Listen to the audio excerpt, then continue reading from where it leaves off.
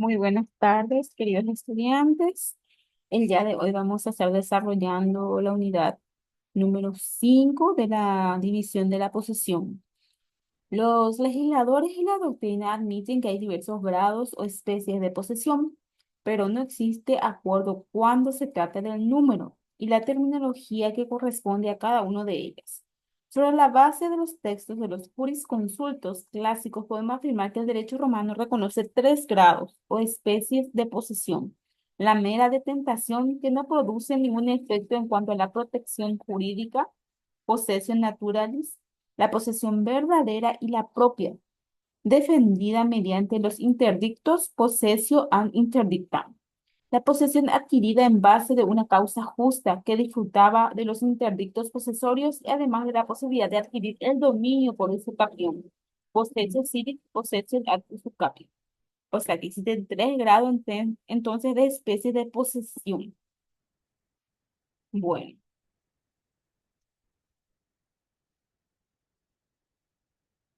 También vamos a estar hablando de las mediatas e inmediatas. El artículo 1911 dice, el que poseyere como usufructuario, acreedor prendario, locatario, depositario u otro título análogo en virtud, tendrá derecho u obligación a poseer temporalmente una cosa.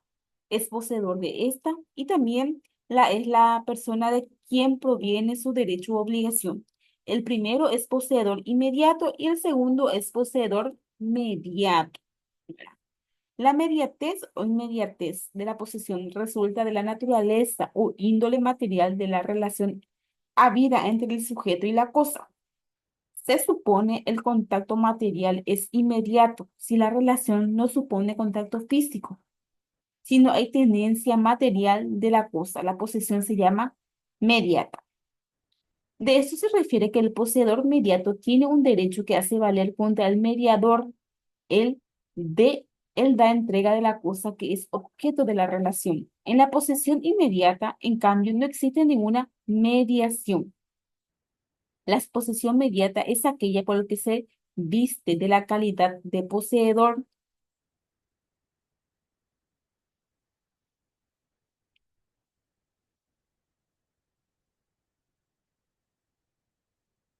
al que por limitado y provisional que sea su cual señorío sobre la cosa poseedor mediato, lo ejerce con carácter de independencia, permite distinguir su posesión de la detentación subordinada, caracterizada por la falta de toda iniciativa personal e independencia de la relación de hecho con la cosa, reducida así a ser un medio de realización de la posesión del otro.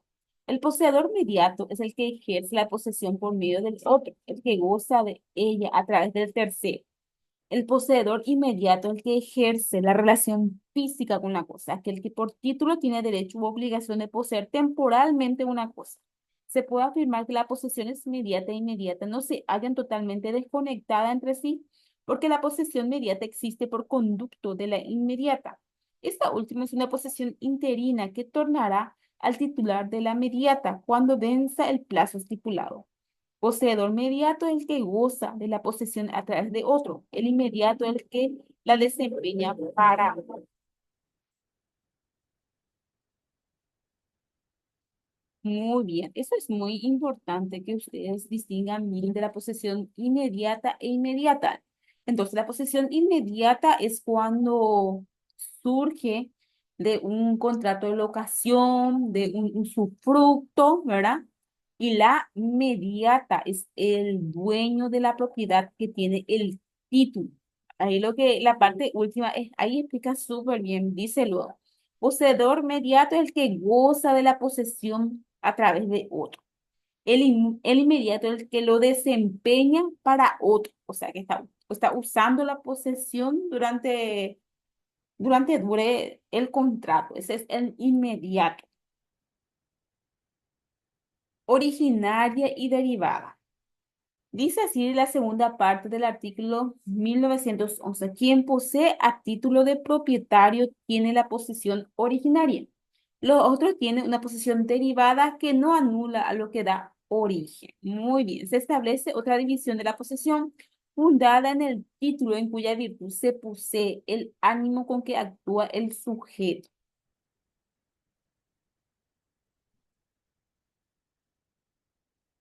Al sustentar la división en originaria y derivada, nuestro código que sigue la teoría objetiva acepta que el animus domini puede separarse del corpus, incluso que se hace imprescindible atendiendo a que solo con el animus domini puede lograrse la adquisición de la propiedad de la cosa poseída por vía de la usucapión. El poseedor derivado, al igual que el inmediato, no puede usucapir, pero la posesión inmediata o derivada no enerva la usucapión del poseedor mediato y originario.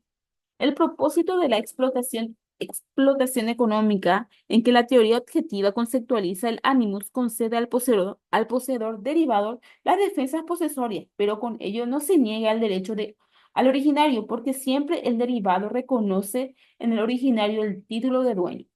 El derivado lo que pretende es la defensa de su derecho a explotar la cosa, mientras que el originario que la posesión surte sus efectos, entre ellos la usucapión. Súper claro eso de la usucapión, o sea, que de la posesión derivada y originaria, la originaria que posee el título, ¿verdad? Y el derivado es la explotación económica, en teoría objetiva, ¿verdad? Utiliza del dueño el inmueble, ¿verdad? Entonces, la otra división es posesión de buena fe y de mala fe.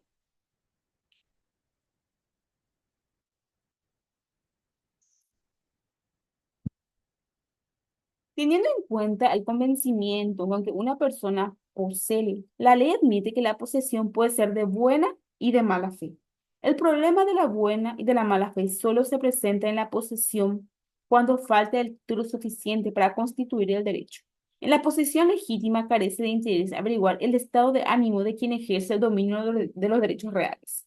Nuestro código define la buena fe y la mala fe diciendo, el poseedor será de buena fe cuando el poder que ejerza naciera de un título y por error de hecho o un derecho estuviese persuadido de su legitimidad. El título a quien se refiere no es precisamente el del dominio, sino que puede ser una habilitación judicial contractual con el arriendo, el usufructo, etcétera. De eso se deduce que se tiene que cumplir dos elementos para que se considere de buena fe la posesión, que se tenga un título y que si este título fuera ilegítimo o por error de hecho de derecho se ignore su legitimidad, se llama poseedor de buena fe aquel que considere legítimamente suya la cosa que posee. El error para merecer el amparo de la ley debe reunir todas las condiciones que se examinan al tratar de los hechos voluntarios.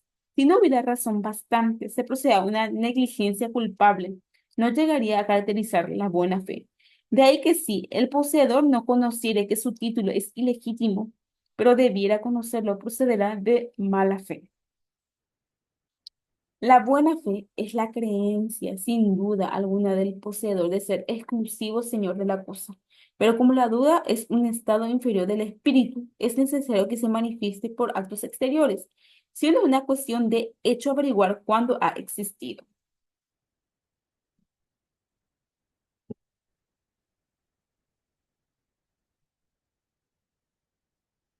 Para considerar que el poseedor está persuadido de la legitimidad de su título, su convicción sobre esta legitimidad debe ser absoluta.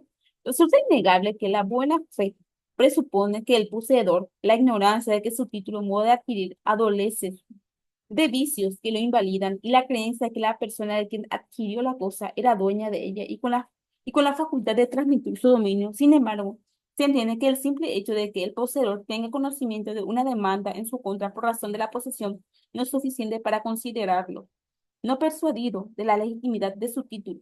La buena fe consiste en ignorar que la cosa es ajena, según el antiquísimo concepto que no dejó Modestia. El poseedor será de mala fe cuando conozca o deba conocer la ilegitimidad de su título. Por ejemplo, cuando el adquiriente tiene conocimiento de la demencia del vendedor o que éste tenía cualquier otra incapacidad para transmitir el derecho a la posesión. En otros casos, la ley presume la mala fe, por ejemplo, si se compró la cosa hurtada o perdida a personas sospechosas que no acostumbraban a vender cosas semejantes o que no tenía capacidad o medios para adquirirla, o si el título de adquisición tenía un vicio de forma. Es poseedor de mala fe quien no ha podido tener motivo alguno para creerse con título suficiente que lo autorice a poseer el bien que ocupa. Para justificar la ignorancia o el error de hecho en la posesión de buena fe, expulsa salva, debe ser excusable y recaer sobre los vicios o defectos que impedían que la transmisión de la propiedad se operase.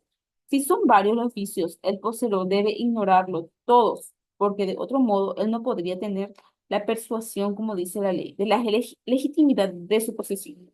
Así, por ejemplo, la posesión será de buena fe si el poseedor ignora que la venta era hecha por un menor de edad, un demente. Será de mala fe si el poseedor hubiese sabido que estaba tratando con un incapaz y aún así realizase la adquisición de la posesión.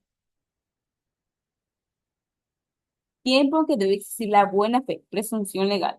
El código considera reglas generales diferentes en cuanto al momento en que debe existir la buena fe del poseedor, según que sea ella considerada los efectos de la usucapión o de la percepción de los frutos. La buena fe se presume y basta que haya existido en el momento de la adquisición. Resulta entonces que el código consagra la presunción de la buena fe de la posesión. Cualquier poseedor goza en principio del beneficio que lo confiere tal presunción, incumbiendo la prueba de la mala fe al que la alega. Y al mismo artículo establece que es el momento inicial que determina la calidad de la posesión, si es de buena fe, si es un título de dueño, etcétera. En tanto, no se pruebe lo contrario. En cambio, tratándose de la apreciación de frutos, no basta la buena fe inicial, es indispensable que exista en cada acto de percepción. En la percepción de frutos, la buena fe debe existir en cada acto. La buena fe o la mala fe es transmisible por herencia. El código establece con respecto a los sucesores y la buena fe. La del sucesor universal se juzga por la de su autor y la sucesión particular por su convicción personal. En el caso de los sucesores universales, la ley establece una presunción de que son continuadores de los derechos del causante. Si el antecesor fue de buena fe, sus herederos continúan como tales en cuanto a su posesión. En caso contrario, prima pide también en cuanto a ella la fe de sus antecesores, pues lo que la ley rige es la buena fe vigente en el momento de la adquisición. Ello no ocurre cuando el sucesor particular efectivamente toma la posesión de la cosa legada, cuando se le entrega lo que es su objeto. Entonces, la decisión que hace el código son, en los casos de sucesión universal, el carácter vicioso o no de la posesión, o la buena o mala fe de ella se juzga por la condición del causante, cualquiera sea la del sucesor. En los casos de sucesión a título singular, el carácter victos, vicioso o de la posesión, o la buena o la mala fe de ella, se juzga por la condición del sucesor, cualquiera que haya sido del causante. El código admite expresamente la posibilidad de acción de las posesiones de tal manera que el sucesor puede unir el tiempo de su posesión al de su antecesor, conforme resulta de la norma. El sucesor particular de buena fe puede unir su posesión a la de autora, aunque ésta sea de mala fe, y beneficiarse del plazo fijado para la usucapión. La causa, la naturaleza y los vicios de la posesión del autor no será considerada en el adquiriente a los efectos de la prescripción.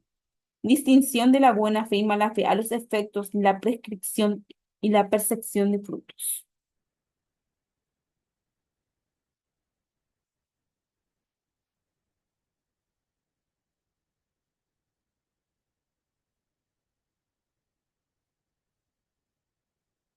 Hemos visto que se presume la buena fe del poseedor toda vez que éste lo haya tenido en el momento de adquirir la posesión. El Código Civil consagra de esta forma que la presunción de la buena fe de la posesión se transmite a los sucesores universales, no así a los particulares. Ahora bien, no ocurre lo mismo en el caso de la percepción de frutos, pues tal circunstancia no se produce para los sucesores universales ni para los particulares, porque dice el Código. En la percepción de frutos, la buena o la mala fe debe existir en cada acto. La buena o mala fe del sucesor del poseedor será universal o particular, será juzgado con relación a él y no por la de su antecesor. O sea, que la buena o mala fe en cada percepción se juzga tanto a sucesores universales y particulares, independientemente de los actos del causante o antecesor, atendiendo su condición. Entendemos que esta disposición se refiere al uso fructuario, pues solamente de esta forma puede considerar la percepción de frutos como un acto de adquisición de la posesión, si se refiere a la posesión de cosas que producen frutos. Su percepción sería los actos posesorios o efectos de los actos posesorios. Vicios de la posesión de muebles e inmuebles. Nuestro Código Civil no contiene ninguna disposición que se refiera a los vicios de que pueda adolecer la posesión, sin que existan razones que justifiquen tal comisión. La posesión de mala fe puede o no ser viciosa.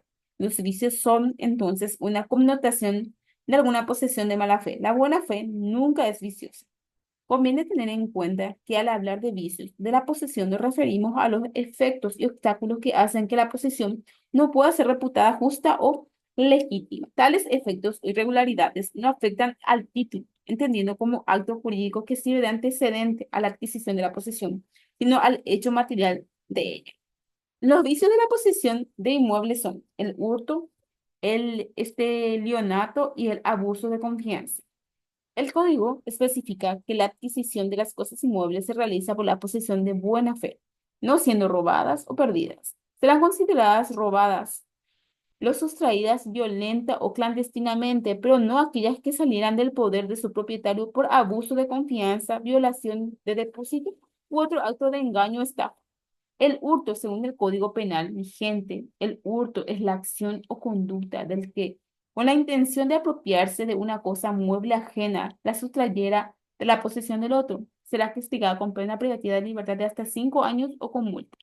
La palabra hurto, aplicada a la posesión, debe ser entendida en un sentido amplio, comprensiva del hurto propiamente dicho, como también del robo, porque sería un contrasentido jurídico agravar la condición jurídica del que el hurtó una cosa sin violencia y esgrimir de esa sanción al que lo hizo con violencia en las personas o en las cosas. El hurto tipificado como delito en el Código Penal como apoderamiento de una cosa mueble ajena es la realizado sin violencia. Si hay violencia, es hurto agravado o según el grado de fuerza o intimidación utilizado, puede convertirse en robo. A pesar de que desde que es considerado hurto agravado, pasa a la categoría de crimen, ya que en la pena privativa de libertad se extiende más de 5 años hasta 10 años. El estelionato es un delito contra el patrimonio que consiste en vender como cosas libres, lo que fuera litigiosa o estuviese grabadas o embargadas, e igualmente en vender como propios los bienes ajenos. Se puede afirmar que tanto en derecho penal como en civil significa negociar con libres cosas afectadas de alguna restricción para su libre disposición. Estelionato. Abuso de confianza. En general, el abuso de confianza consiste en el incumplimiento de la obligación contraída por las personas que reciben una cosa con cargo de restituirla a su dueño en un plazo dado. Se trata del delito de apropiación del Código Penal paraguayo, vigente, tipificado en el artículo 160, inciso 2, en la cual pasa a tener carácter de crimen por la pena privativa de libertad que le es impuesta. Como el autor se apropia de una cosa mueble ajena que le hubiese sido dada en confianza o por cualquier título que importe la obligación de devolver o de hacer un uso determinado de ella, la pena privativa de libertad puede ser aumentada hasta 8 años. Asimismo, estas dos situaciones, estelionato y abuso de confianza, pueden entenderse como los delitos del artículo 187, estafa, 192, lesión de confianza y 194, obstrucción a la restitución de bienes, comprendido en el Código Penal. Vicios de la posesión de inmuebles. Los vicios de la posesión de inmuebles son la violencia, la clandestinidad y el abuso de confianza. La violencia se configura cuando el adquiriente emplea violencia física o moral para excluir de la posesión de la cosa al antecesor, de tal manera que la imposibilita para ejercer los medios de defensa necesarios por la ley. El concepto de posesión violenta, no la de la del Código Civil argentino, en los siguientes términos, la posesión es violenta cuando es adquirida o tenida por vía de hecho, acompañada de violencias materiales o morales o amenazas de fuerza, sea por el mismo que causa violencia, sea por sus agentes o sea que a los efectos de calificar la violencia. Lo mismo da que el anterior poseedor sea sacado del inmueble a empujones o bajo amenaza contra su integridad física o la de su familia. Lo contrario, mediante violencia es que se ejerza al tomar posesión, pero igualmente debe calificarse como tal la posesión que no fue adquirida por violencia si fuera mantenida por él. Pregunta, ¿la violencia a la que se alude ¿Es contra las personas o contra las cosas? Aparentemente es contra las personas, salvo que sea robo de mueble, ya que la violencia ejercida respecto a cosa robada, calificado como violenta, la toma de posesión. La clandestinidad. La posesión es clandestina cuando los actos por los cuales se toma la posesión o se continúa fueron ocultos o se tomó en ausencia del poseedor o en precauciones para sustraerla al conocimiento de lo que tenía derecho de oponerse, aclarando que la posesión pública en su origen es reputada clandestina cuando el poseedor ha tomado precauciones para ocultar su continuación. Lo que caracteriza a la clandestinidad es el sigilo, el ocultamiento con lo que ha procedido el poseedor con procedimiento amañado, de tal manera que el que tiene derecho a oponerse se ve privado de la posibilidad de ejercer su derecho por desconocimiento de los actos por los cuales se tomó o se continuó la posesión.